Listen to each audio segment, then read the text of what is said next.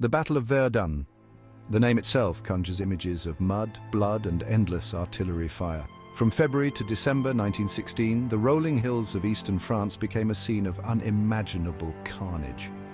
It was a battle that would define the First World War, leaving an indelible mark on both the landscape and the human psyche. Verdun was more than a battle. It was a titanic struggle of wills, a grinding test of endurance. For the soldiers who fought there, Verdun became synonymous with horror. The deafening roar of artillery, the suffocating gas attacks, the sight of comrades cut down in their prime, these were the experiences that haunted the survivors long after the guns fell silent. Verdun was a battle fought not for territory but for survival, a desperate struggle to break the enemy's spirit. In the winter of 1916, the German High Command, led by Erich von Falkenhayn, devised a daring plan.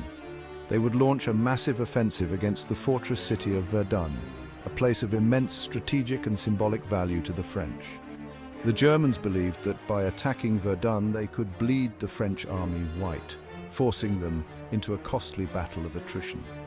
Falkenhayn famously declared, "The forces of France will bleed to death." He envisioned a battle in which the French would throw wave after wave of men into the German meat grinder, eventually collapsing under the weight of their own casualties. The Germans chose Verdun not just for its strategic significance, but also for its emotional resonance in the French psyche. On the morning of February 21, 1916, the German guns opened fire. Thousands of artillery pieces unleashed a storm of steel and explosives, transforming the peaceful countryside into a scene of utter devastation. The bombardment continued for hours, pulverizing French trenches and fortifications. The German infantry advanced behind a creeping barrage, confident that they would achieve a swift and decisive victory. However, the French defenders, though outnumbered and outgunned, were determined to resist. They fought with incredible bravery and tenacity, clinging to their shattered positions despite heavy losses.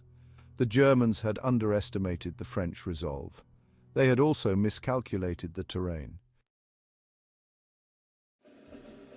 They shall not pass. French resilience and German attrition. The battle for Verdun raged on week after grueling week. The French, under the leadership of General Pétain, adopted a strategy of defense in depth. They rotated their troops regularly, ensuring that they were fresh and ready to fight.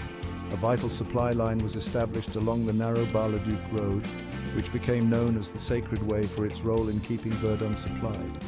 Despite their best efforts, the Germans made some initial gains. They captured Fort Douaumont, a key fortification, and inflicted heavy casualties on the French. However, they were unable to achieve a decisive breakthrough. The French, inspired by the rallying cry, "They shall not pass," fought with extraordinary courage and determination.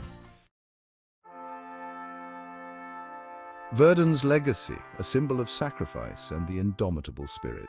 By the time the battle finally ended, in December 1916, both sides had suffered horrific casualties.